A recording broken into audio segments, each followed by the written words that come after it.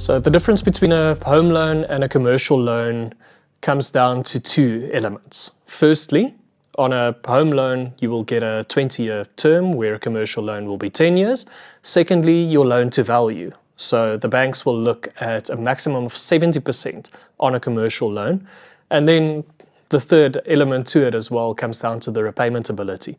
In both instances, you need to provide a suretyship and an assurance of having reserve capital or cash flow to cover installments should you have vacancy, but the banks place a much higher reliance on the repayment ability from the commercial building's point of view opposed to a residential property where your own affordability is the whole driving factor behind the transaction.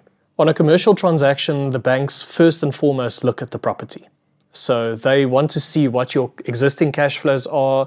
If you saw a gap in the market where you are able to increase the earnings by means of dividing some of the units, sectionalizing, or doing all kinds of creative things as you also teach a lot of your followers, they will look at what your plan is and they will base the future cash flows, because you have to submit a 12 to 24 month cash flow forecast, and they'll look at that firstly, and then they'll look at you as an individual behind it as well.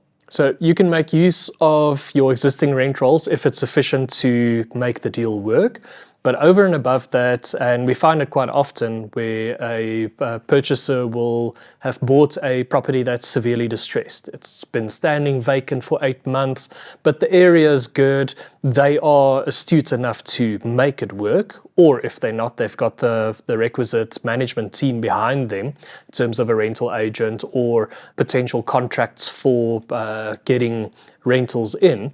All of that will form part of the commercial financing proposal that we put together to pitch to the banks on the investor's behalf to ensure that they will look at that building having sufficient repayment ability. But in those instances, you have to also show your own cash flows to at least allay their concerns that, let's say, for example, it'll take 4 to 6 months to refurbish the building, that you are able to at least cover interest or the whole installment. But once again, you also find some of those transactions where the banks will roll all of that up and only start with your first installments once you've taken final occupation. So every deal will have its own little moving parts that we need to navigate.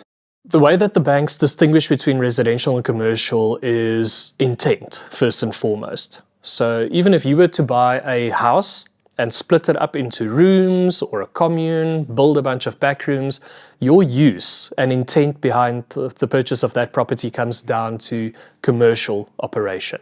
And that's where you find that multi-lets are rejected by the banks as a commercial transaction.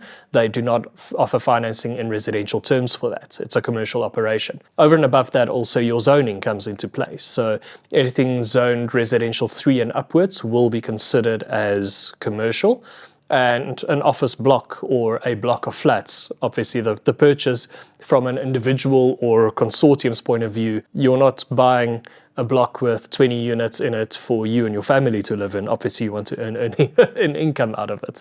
I hope you enjoyed this short interview. Give it a thumbs up if you did. If you want to see the full extended interview with this Power Team member, please join my membership program. In my membership program on YouTube, you get access to exclusive content, discount on merchandise, and you can send me live deals that you're looking at and I will analyze them on my channel.